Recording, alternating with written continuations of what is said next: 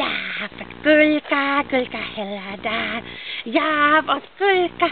Oj, oj. Oj. No, det gör ingenting. Jag har sånt sele på mig. Jag kan dra den.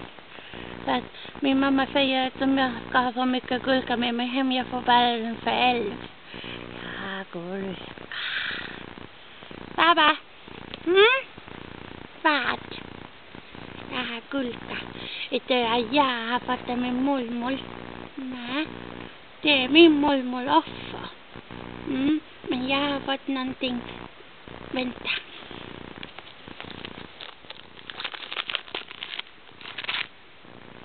Vet du vad det är?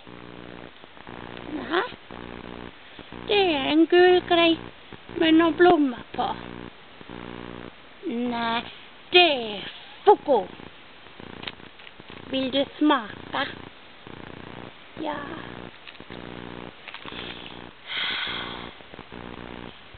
Det är härligt med semester.